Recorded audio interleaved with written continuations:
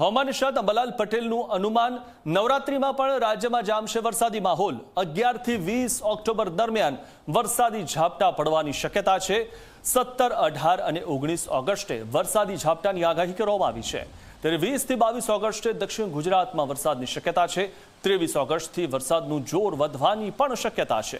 તો 24 થી 28 ઓગસ્ટ દરમિયાન ભારે વરસાદની પણ શક્યતા છે।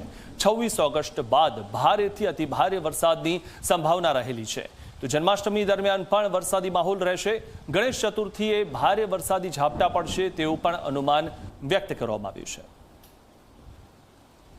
જન્માષ્ટમીના પર્વ નિમિત્તે પણ ક્યાંક છાંટા કે ક્યાંક હળવો વરસાદ થઈ શકે। લગભગ તારીખ 6 થી 10 સપ્ટેમ્બરમાં ભારે વરસાદ ઝાપટા પડવાની શક્યતા રહેશે। પર્યુષણ નિમિત્તે પણ વરસાદ ઝાપટા પડવાની શક્યતા રહેશે। પર્યુષણના દિવસથી પાંચમ સુધી વરસાદી ઝાપટા પડવાની શક્યતા રહેશે। ઓગસ્ટ માસમાં અને સપ્ટેમ્બર માસમાં અલ નીનોની ઘાતક સ્થિતિનો અનુભવ થશે। 10મી ઓક્ટોબર બાદ વરસાદી ઝાપટા પડવાની શક્યતા રહેશે। વરસાદ થશે, ગરમી વધશે।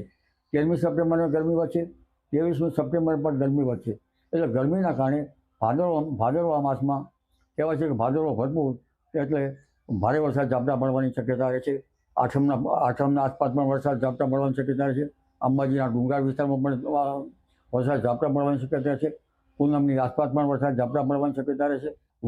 વરસાદનું પ્રમાણ 75 ભાગમાં વરસાદનું પ્રમાણ વધારે છે। 27 સપ્ટેમ્બરથી 5મી ઓક્ટોબર વચ્ચે ગાજવીજ સાથે વરસાદ થવાની કેટલાક ભાગમાં શક્યતા રહેશે। 5મી ઓક્ટોબરે દરિયામાં પવન ફૂંકાવાની શક્યતા રહેશે। 17મી ઓક્ટોબરે દરિયામાં ભારે પવન ફૂંકાવાની શક્યતા રહેશે।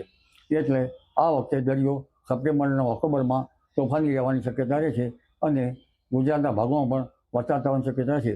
પવનની ગતિ વધુ રહેવાની શક્યતા રહેશે।